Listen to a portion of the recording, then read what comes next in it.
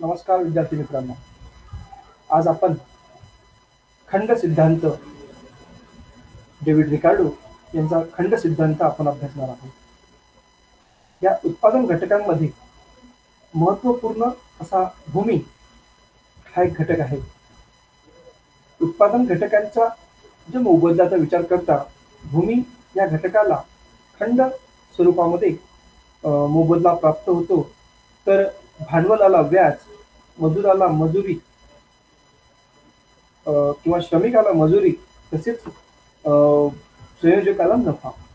तर इथे आपण भूमी या निसर्गदत्त देणगीचा इथे विचार करणार आहोत. भूमी या घटकाला प्राप्त होणारा मोबदला म्हणजे खंड.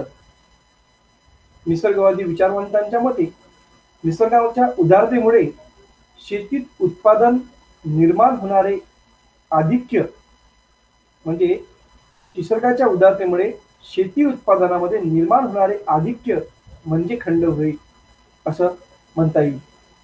तर डेव्हिड रिकार्डो यांनी असं याबाबत आपलं ढोबळ मानाने मत मांडलेलं आहे. खंड हा जमिनीपासून मिळालेल्या उत्पत्तीचा असा भाग आहे जो जमीनदाराला जमिनीच्या मूलभूत आणि अविनाशी शक्तीच्या वापराबद्दल दिला जात असतो. तसेच याबाबत काही आणखी तज्ञांनी सुद्धा आपले वेगवेगळे मत आपल्यासमोर सादर केलेले आहे. जसे की डॉक्टर मार्शल यांनी सुद्धा आपलं मत इथे सादर केलेलं आहे. त्यांच्या मत भूमी किंवा निसर्गाकडून विनामूल्य मिळालेल्या देणगीबद्दल भूमी मालकाला मिळणारे उत्पन्न म्हणजे खंड होय, असं हे डॉक्टर मार्शल यांचं मत आहे. तर कार्व्हर नावाच्या तज्ञांच्या मते भूमीच्या वापराबद्दल भूस्वामीला म्हणजे जमिनीच्या मालकाला मिळणारा किंमत किंवा मिळणारी किंमत म्हणजे खंड होय, अशा प्रकारचे कार्व्हर यांनी सुद्धा मत मांडलेलं आहे. तसेच श्रीमती जॉन रॉबिन्सन यांच्या अशी संकल्पना होती की त्यांनी हेबरलाच्या सिद्धांताचा आधार घेऊन, वैकल्पिक वेळाचा आधार घेऊन आपली व्याख्या सादर केलेली आहे. त्यांच्यामध्ये एखाद्या विशिष्ट उपयोगामध्ये एखादा घटक टिकून राहावा याकरिता त्याला जी किमान किंमत द्यावी लागते त्याला बदली उत्पन्न असे म्हणतात. तर या बदली उत्पन्नाचे वरील जे आधिक्य आहे त्याला खंड असे म्हटले जात असते. अशा प्रकारे विविध तज्ञांनी खंडाच्या वेगवेगळ्या व्याख्या आपल्यासमोर सादर केलेल्या आहेत. तर आपण रिकार्डोचा खंड सिद्धांत, तसे प्रामुख्याने रिकार्डोचा खंडाचा आधुनिक सिद्धांत आणि रिकार्डोचा खंड सिद्धांत असे अभ्यासासाठी आहे. तर आपण इथे रिकार्डोच्या खंड सिद्धांताचं सविस्तर अध्ययन करणार आहोत. तर सुविख्यात ब्रिटिश अर्थशास्त्रज्ञ डेव्हिड रिकार्डो यांनी त्यांच्या प्रिन्सिपल ऑफ पॉलिटिकल इकॉनॉमी या ग्रंथामध्ये खंडाचा परंपरागत सिद्धांत आपल्यासमोर सादर केलेला आहे. त्यांच्या या सिद्धांतानुसार खंड काय आहे आणि खंड कशासाठी वापरला जातो, खंड कशासाठी प्राप्त होतो आणि तो कशा पद्धतीने प्राप्त होतो याचे त्यांनी आपल्या सिद्धांतामध्ये सखोल आणि सविस्तर वर्णन केलेलं आहे. प्रामुख्याने डेव्हिड रिकार्डो हे एक व्यावसायिक होते. कुशाग्र बुद्धीचे, विचारवंत आणि जमीनदार सुद्धा होते. त्यांच्या या कालावधीमध्ये लोकांमध्ये काही समज निर्माण झाला होता की जमीनदारांनी खंड वाढविला म्हणून अन्नधान्याच्या किमतीमध्ये वाढ होत असते. हा समज खोडून टाकण्यासाठी डेव्हिड रिकार्डो यांनी जो खंड सिद्धांत मांडला त्या खंड सिद्धांताच्या वरून त्यांनी खंडामुळे धान्याच्या किमती वाढत नाहीत, तर किमती वाढल्यामुळे खंड वाढत असतो असं सिद्धांताच्या निष्कर्षाच्या आधारावर त्यांनी लोकांना पटवून दिलं. म्हणून त्यांचा हा खंड सिद्धांत एक प्रसिद्ध सिद्धांत म्हणून आपल्यासमोर सादर झालेला आहे. रिकार्डो यांच्या मते भूमी ही नैसर्गिक देणगी आहे. भूमीला उत्पादन व्यय नाही, कारण ती निसर्गाकडून प्राप्त देणगी आहे, त्यामुळे तिला मोबदला द्यायची गरज नाही, म्हणून तिला उत्पादन खर्च नाही. म्हणूनच खंड उत्पादन व्ययामध्ये समावेश करता येत नाही. भूमीतील गुणभिन्नतेमुळे जास्त सुपीक जमिनीला कमी सुपीक जमिनीपेक्षा जास्तीचे मिळणारे आधिक्य म्हणजे खंड होय, अशा प्रकारे आपल्याला इथे सांगता येईल. तसेच डेव्हिड रिकार्डो यांनी खंडभूमीच्या उत्पादनाचा असा भाग आहे जो जमीनदाराला भूमीच्या मूलभूत तसेच अविनाशी शक्तीच्या वापराबद्दल प्राप्त होत असतो, अशा प्रकारचं मत त्यांनी आपल्या इथे सांगितलेलं आहे. त्याच प्रकारे डेव्हिड रिकार्डो यांनी आपला सिद्धांत मांडत असताना त्यासाठी काही संकल्पना त्यांनी मांडून ठेवल्या आहेत, ज्या आधारे त्यांनी सिद्धांताची मांडणी केली. तर आपण गृहीत संकल्पना असं म्हणतो. या सिद्धांताची जे काही गृहीतके आहेत ते आपल्यासमोर मी सादर करत आहे. तर रिकार्डोच्या खंड सिद्धांताची जी काही गृहीतके आहेत ते आपण स्टेप बाय स्टेप अभ्यासू. तर पहिलंच गृहीतक असं आहे की हा सिद्धांत दीर्घकाळावर आधारलेला आहे. रिकार्डो यांनी खंड सिद्धांताची जी संकल्पना सादर केलेली आहे ती दीर्घकालीन संकल्पना आहे. कारण जमिनीमध्ये उत्पादन घेणे आणि वेगवेगळ्या प्रकारच्या जमिनींचा वापर करून त्याच्यावर उत्पादन प्रक्रिया राबवणे हा काही अल्प कालावधी नाही, तर यासाठी लागणारा कालावधी हा दीर्घ कालावधी आहे, असं रिकार्डो यांनी सांगितलेलं आहे. तसेच भूमीचा पुरवठा हा मर्यादित आणि अलौकिक आहे. त्यामध्ये वाढ किंवा घट करता येत नाही. भूमीमध्ये मूलभूत व अविनाशी शक्ती आहे. तसेच भूमीमध्ये गुणभेदजन्यता म्हणजेच कमी अधिक प्रमाणामध्ये सुपीकता आढळून आपल्याला येत असते. सर्वात सुपीक जमीन अगोदर लागवडीखाली आणली जात असते.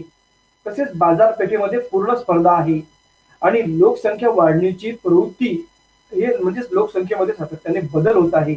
अशा प्रकारचे जे गृहीतक मांडले आहेत त्यामध्ये आणखी असं म्हणता येईल की खंड हा फक्त भूमीलाच प्राप्त होतो, तर भूमीमध्ये ऱ्हासमान सीमांत उत्पत्तीचा नियम क्रियान्वित होत असतो आणि सर्वात हलक्या जमिनीवर मिळणारे उत्पन्न हे लागवड खर्चाबरोबर असते.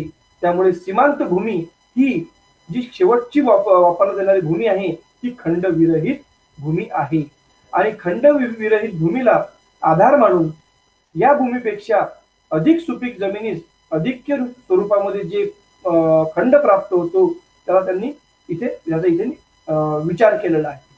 तर सिद्धांताचं सादरीकरण करत असताना डेव्हिड रिकार्डो यांनी विस्तृत आणि सखोल लागवड पद्धतीचा कृषीमध्ये विस्तृत लागवड पद्धतीचा विचार करण्यात आलेला आहे. तर इथे आपण विस्तृत लागवड पद्धतीचा सर्वप्रथम विचार करू. डेव्हिड रिकार्डो यांचे असं मत आहे की मानवाने सर्वप्रथम विस्तृत लागवड पद्धतीच्या आधारे शेती केलेली आहे. आता या पद्धतीनुसार मानवाने सर्वात सुपीक जमीन ही सर्वात प्रथम लागवडीखाली आणली आणि जसजशी लोकसंख्या वाढत गेली त्यानंतर त्यांनी कमी सुपीक जमीन ही लागवडीखाली आणली, ज्याला आपण मध्यम प्रकारची जमीन सुद्धा म्हणू शकतो. आणि पुन्हा लोकसंख्या वाढल्या कारणाने सर्वात शेवटी त्यांनी कनिष्ठ प्रतीच्या जमिनीची लागवडीसाठी उपयोग केलेला आहे आणि शेवटच्या सीमांत जमिनीवर जेवढा लागवड खर्च येतो नेमके तेवढेच उत्पन्न प्राप्त होते.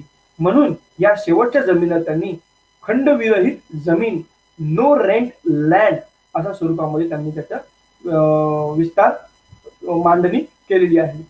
म्हणजेच काय तर सीमांतपूर्व जमिनीला खंड प्राप्त होतो आणि सीमांतपूर्व जमिनीपासून मिळणारे उत्पन्न आणि सीमांत जमिनीपासून मिळणारे उत्पन्न याच्यामधील जे अंतर आहे त्याला त्यांनी खंड असं म्हटलेलं आहे. याचं स्पष्टीकरण आपण एका कोष्टकाच्या आधारे सविस्तर करून घेऊया. तर इथे आपल्यासमोर एक मी कोष्टक सादर करत आहे ज्यामध्ये जमिनीचे प्रकार, लागवड खर्च, उत्पादनाची प्रति क्विंटल किंमत आणि एकूण उत्पन्न किती प्राप्त होते आणि याच्या व्यतिरिक्त खंड कसा प्राप्त होतो याचे वेगवेगळे कॉलम दिलेले आहेत. तर ज्या रो दिलेल्या आहेत त्यामध्ये प्रथमतः सर्वात जास्त सुपीक जमीन, नंतर मध्यम सुपीक जमीन आणि कनिष्ठ प्रतीची जमीन. इथे आपण जेव्हा अजमीन जी सर्वात सुपीक जमीन आहे इथे लागवड खर्च तिन्ही जमिनीसाठी 1000 रुपये आपण घेतलेला आहे. त्या 1000 लागवड खर्चाच्या आधारावर सर्वात सुपीक जमीन, मध्यम सुपीक जमीन आणि कनिष्ठ सुपीक जमिनीचे उत्पादन खर्च सारखा असून सुद्धा त्यापासून त्याच्या सुपीकतेच्या आधारावर मिळणारं उत्पादन हे कमी कमी होताना आपल्याला दिसत आहे. तर अजमिनीला जी सर्वात सुपीक आहे तिथे 6 क्विंटल उत्पन्न प्राप्त होत आहे, ब जमिनीला 4 क्विंटल तर क जमिनीला 2 क्विंटल आणि त्यांची प्रति क्विंटल किंमत किती आहे तर 500 रुपये. अशा स्थितीमध्ये जमिनीचं एकूण उत्पन्न हे 3000 आहे, त्याचा लागवड खर्च 1000 आहे, म्हणजे त्याला 2000 रुपये हा खंड प्राप्त झालेला आहे. तर ब जमिनीला 4 क्विंटल उत्पादन प्राप्त झालेलं आहे आणि त्याचं एकूण उत्पन्न हे 2000 रुपये प्राप्त झालेलं आहे, जे की 1000 रुपयापेक्षा 1000 जास्त आहे. म्हणून इथे सुद्धा ब जमिनीला 1000 रुपये खंड प्राप्त झाला. परंतु क जमिनीला त्याचं उत्पादन खर्च म्हणजेच लागवड खर्च 1000 रुपये आणि एकूण उत्पन्न 1000 रुपये, इथे कोणत्याही प्रकारचा लाभ हा त्या उत्पादकाला होत नाही आहे, म्हणून त्याचा खंड हा शून्य होताना दिसतो. हीच याचीच मांडणी आपण आकृतीच्या सहाय्याने सुद्धा पाहणार आहोत. तर इथे आपल्या समोर एक मी आकृती सादर करत आहे विस्तृत लागवड खंडाचा अंतर्गत, जिथे की OX असावर जमिनीचे प्रकार तर OY असावर एकूण उत्पन्न दर्शवण्यात आलेलं आहे. इथे OA ही एक जमीन आहे, ब ही दुसरी जमीन आहे आणि क ही तिसरी जमीन आहे. पहिली जमीन जी आहे OA नावाची, ह्या जमिनीचं पासून मिळणारं एकूण उत्पन्न आहे 3000 रुपये. इथे लागवड खर्च फक्त 1000 रुपये होता आणि जो आडव्या रेषांमध्ये आपल्याला दिसते आहे तो त्याचा खंड आहे, जो की लागवड खर्चापेक्षा 2000 रुपयांनी जास्त आहे. तर ब जमिनीला मिळणारा खंड हा 1000 आहे, जो आडव्या रेषेने दिसतो. तर क जमिनीला मिळणारा खंड हा 0 आहे, म्हणजेच क जमिनीला कोणताही खंड प्राप्त होत नाही. म्हणून क प्रकारची जमीन जी आहे, खंड विरहित जमीन, नो रेंट लँड आपण ज्याला म्हणतो, ती जमीन इथे आहे. अशा प्रकारे आपण जे पहिलं स्पष्टीकरण अभ्यासलं विस्तृत लागवड पद्धतीच्या अंतर्गतच, ते आपल्या समोर मी सादर केलेलं आहे. तर दुसरं स्पष्टीकरण रिकार्डो यांनी सांगत असताना सखोल किंवा गहन लागवडीत प्राप्त होणारा खंड, अशा प्रकारचं ते आपल्या समोर केलेलं आहे. आता सखोल लागवडीचे जमिनीचे क्षेत्रफळ कायम राहते, म्हणजे जमीन तीच वापरली जाते, परंतु इथे श्रम आणि भांडवलाच्या मात्रांमध्ये बदल करून उत्पादन वाढविता येत असते किंवा उत्पादन वाढवण्याचा प्रयत्न केला जात असतो. परंतु श्रम आणि भांडवलाच्या मात्रा वाढवल्यामुळे उत्पादनामध्ये भूमीमध्ये रासमान उत्पत्तीचा नियम लागू होत असल्या कारणाने सीमांत उत्पत्ती हळूहळू कमी कमी होत जात असते. म्हणजे सीमांत उत्पत्तीला लागवड खर्च समान होतो आणि सीमांत मात्रा राहून तिथे खंड हा 0 होतो. म्हणून याचं स्पष्टीकरण आपण कशा प्रकारे होते या कोष्टकाच्या आधारे बघू. इथे सुद्धा आपल्यासमोर एक कोष्टक सादर करण्यात आलेलं आहे की ज्या कोष्टकामध्ये श्रम भांडवलाच्या मात्रा, लागवड खर्च, उत्पादन जे की क्विंटल मध्ये आहे, ज्वारी हे गहू पीक घेतलेलं आहे आपण आणि त्याची प्रति क्विंटल किंमत 500 रुपये घेतलेली आहे, एकूण उत्पन्न आणि खंड अशा स्वरूपामध्ये त्याचे कॉलम दिलेले आहे.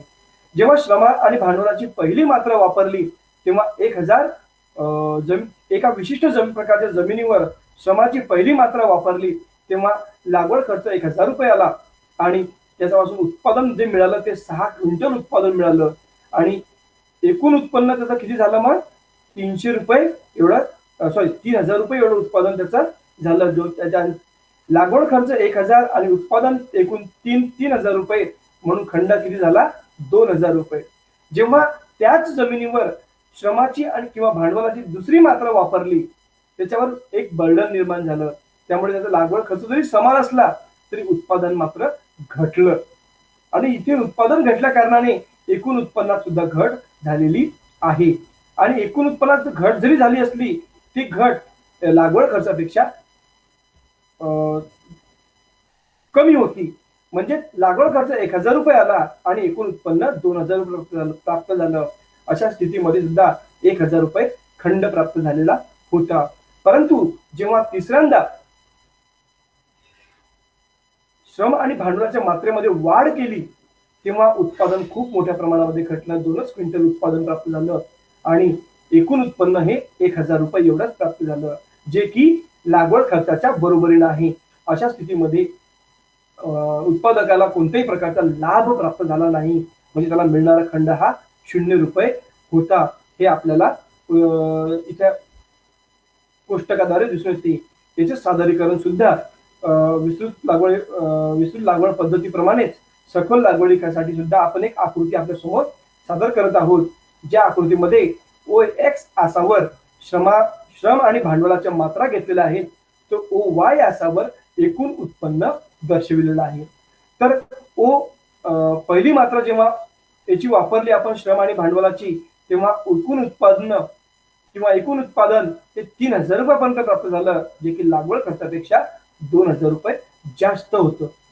आणि दुसरी मात्रा वापरल्यानंतर जे एकूण उत्पादन आहे ते 2,000 रुपये होतं. तिथे सुद्धा लागवड खर्चापेक्षा जास्त, परंतु पहिल्या मात्रेपेक्षा कमी आहे. आणि तिसरी मात्रा जेव्हा वापरली तेव्हा लागवड खर्च आणि एकूण उत्पन्न हे एक समान आलं. एक समान म्हणजेच 1,000 उत्पन्न आणि 1,000 खर्च.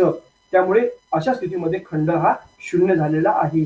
म्हणून तिसऱ्या मात्रेला सीमांत मात्रा आहे, जी आपण शेवटची मात्रा वापरली, म्हणून त्या सीमांत मात्रेला खंड हा शून्य झाल्याचे आपल्याला या आकृतीवरून दिसून येत आहे. अशा प्रकारे डेव्हिड रिकार्डो यांनी विस्तृत लागवड पद्धत आणि सखोल लागवड पद्धतीच्या आधारावर आपल्या खंड सिद्धांताचं स्पष्टीकरण केलेलं आहे. तर या सिद्धांताचे काही ठळक असे वैशिष्ट्य आहे, जसे की खंड हा अनर्जित आधिक्य आहे. भूमी ही मानवाला निसर्गाकडून प्राप्त झालेली आहे. भूमीमध्ये गुणभिन्नता आहे, कमी सुपीकता, अधिक सुपीकता असं आपल्याला दिसून येते. रिकार्डोच्या मते जे भूमी मालक आहे, जमिनीचा मालक आहे, त्याला आपला मालकी हक्क दाखवून कोणतेही कष्ट न करता खंडरूपी उत्पन्न मिळवता येत असते. म्हणून खंड हे अनर्जित उत्पन्न आहे असं आपल्याला इथे म्हणता येईल. तसेच खंडाचा खंड हा किमतीमध्ये समाविष्ट होत नाही. रिकार्डोच्या मते भूमी निसर्गाने मोफत दिलेली आहे, त्यामुळे भूमीचा उत्पादन खर्च हा शून्य असतो. म्हणूनच भूमीला मिळणारा खंड उत्पादन खर्चात समाविष्ट होत नसतो. त्यामुळे खंड वाढला म्हणून अन्नधान्याच्या किमती कधीही वाढत नसतात. जर किमतीमध्ये वाढ झाली तर अन्नधान्याच्या किमतीमध्ये वाढ झाली तर खंड मात्र नक्कीच वाढत असतो. जसे की आपण इथे सुरुवातीला पहिल्या मात्रेच्या वेळेस 3,000 रुपये उत्पन्न प्राप्त केलं होतं. जर जिथे प्रति क्विंटल किंमत होती 500 रुपये, जर त्या 500 रुपयामध्ये वाढ करून आपण प्रति क्विंटल 1,000 रुपये किंमत ठेवली आणि तेव्हा उत्पन्न किती प्राप्त होईल? 6 क्विंटलसाठी 6,000 रुपये उत्पन्न प्राप्त होईल. म्हणजेच काय, किमतीमध्ये बदल झाला तर खंडामध्ये सुद्धा बदल होताना दिसतोय. म्हणून जे रिकार्डोने आपला सिद्धांत मांडण्याचे उद्दिष्ट होतं लोकांना समजून सांगण्यासाठी, अशा प्रकारे त्यांनी तो लोकांना समजून सांगितला होता आणि निष्कर्षाप्रती पोहोचले होते. याच आधारावर अशा प्रकारे रिकार्डोचा खंड सिद्धांत हा एक जगप्रसिद्ध सिद्धांत झालेला आहे. परंतु या सिद्धांतावर काही टीका सुद्धा करण्यात आलेल्या आहे. जसे की जमिनीची शक्ती मूलभूत व अविनाशी नाही. जमिनीच्या अंगी असणारी सर्व शक्ती मूलभूत स्वरूपाची नसते, कारण कोणतीही भूमी नैसर्गिक अवस्थेत वापरणे शक्य नाही. जशी आहे तशी वापरत नाही. त्या जमिनीवर प्रक्रिया करावी लागते. नांगरणी करणे, त्याच्यावर फवारणी करणे, ह्या प्रक्रिया आहेत. म्हणजे शेतीमध्ये सुपीकता, चांगले पीक निर्माण करण्यासाठी शेतीवर प्रक्रिया करावी लागत असते. याचा विचार रिकार्डोने आपल्या सिद्धांतामध्ये केलेला नाही. तसेच रिकार्डोने दिलेली दुसरी टीका असं म्हणता येईल की सुपीकतेची व्याख्या चुकीची आहे. रिकार्डो यांनी जी सुपीकतेची व्याख्या सांगितलेली आहे सिद्धांतामध्ये, त्यांचं मत असं आहे की सुपीकता म्हणजे निसर्ग शक्ती होईल. ती काल्पनिक शक्ती त्यांनी इथे मांडलेली आहे. प्रत्यक्षात सुपीकता ही मानवी सुधारणा आहे. कृषी तंत्र, पिकांचा वापर, रासायनिक खते, कीटकनाशके, कृत्रिम जैविक खते यांचा वापर करून कृषीमधील सुपीकता, जमिनीमधील भूमधील सुपीकता वाढविता येते किंवा कमी सुद्धा होत असते. तसेच लागवडीचा क्रम चुकीचा. अमेरिकेतील एका सर्वेनुसार इथे सर्वप्रथम जास्त सुपीक जमिनीचा वापर केलेला आहे, तर सर्वात कमी सुपीक जमिनीचा वापर अगोदर करावा अशी टीकाकारांचं मत होतं. आणि अमेरिकेत त्यांनी तिथे दाखला सुद्धा दिलेला आहे. तसेच पुढची टीका सांगता येईल की खंडरहित भूमी कधीही नसते. कितीही निकृष्ट जमीन असली तरीही त्या जमिनीतून खंड प्राप्त होतच असतो, तो वेगवेगळ्या स्वरूपामध्ये. खंडाचे कारण हे दुर्मिळता आहे. टीकाकारांनी असं सुद्धा म्हटलं आहे, सुपीकतेत अंतर असल्यामुळे खंड मिळत नसतो, तर खंड मिळण्याचे कारण जमिनीची दुर्मिळता. कारण भू हा असा प्रदेश आहे, भू हा असा घटक आहे ज्यामध्ये वाढही करता येत नाही आणि घटही करता येत नसते. रासमान उत्पत्ती नियम नेहमीच क्रियान्वित नसतो. भारतातील हरित क्रांतीच्या कार्यक्रमाने सिद्ध करून दाखवलेले आहे. भूमीमध्ये वर्धी उत्पत्तीचा नियम लागू करता येतो व दीर्घ काळापर्यंत टिकविता येतो, त्यामुळे रासमान उत्पत्तीचे गृहीत चुकीचे ठरते असं त्यांनी इथे टीकाकारांनी सांगितलेलं आहे. तर खंड हा एकट्या भूमीलाच मिराजदार नसावा. दुर्मिळता हे खंडाचे कारण असल्या कारणाने दुर्मिळतेचा गुणधर्म श्रम, भांडवल, संघटक यांना सुद्धा लागू होतो. म्हणूनच इतरही घटकांना खंड प्राप्त होतो असं टीकाकारांचं मत आहे. अल्प काळात खंड मिळतो. रिकार्डोच्या मते खंड केवळ फक्त दीर्घकाळातच मिळतो, परंतु डॉक्टर मार्शल यांनी असं सांगितलेलं आहे की अल्प काळात मागणी वाढल्या कारणाने व पुरवठा न वाढल्या कारणाने उत्पादन घटकांच्या किमती वाढू लागतात. जसे की उत्पन्न मिळते त्याला आभासी खंड म्हणतात. कारण मागणी वाढल्याबरोबर पुरवठा वाढवता येत नाही, त्यामुळे किमती वाढतात आणि किमती वाढल्या कारणाने उत्पादन घटकांची मागणी वाढते, किमती वाढतात आणि त्यामुळे वस्तूच्या किमती वाढल्यामुळे जो उत्पादकांना लाभ प्राप्त होतो तो आभासी खंड होईल, कारण तो अल्पकालीन स्वरूपाचा असतो. अशा स्वरूपाच्या वेगवेगळ्या टीका तसेच पूर्ण स्पर्धा हे अवास्तविक अस्तित्वात कधीच नसते. पूर्ण स्पर्धा ही काल्पनिक बाजारपेठ आहे. परंतु रिकार्डो यांनी आपल्या सिद्धांताचं मांडणी करत असताना पूर्ण स्पर्धा ही गृहीत स्वीकारलं होतं. परंतु पूर्ण स्पर्धा ही कधीही अस्तित्वात नसते. ही एक काल्पनिक बाजारपेठ आहे, आदर्श बाजारपेठ आहे. म्हणून हा सिद्धांतावर अनेक टीका केलेल्या आहेत. परंतु रिकार्डोच्या सिद्धांतावर अनेक प्रकारच्या टीका झाल्या असल्या तरी या सिद्धांताचे महत्व मात्र कमी होत नाही. कारण प्राध्यापक रॉबर्टसन असं सांगतात की रिकार्डोच्या सिद्धांताने अद्याप सुद्धा आपली सजीवता आणि शिक्षणात्मकता गमावलेली नाही.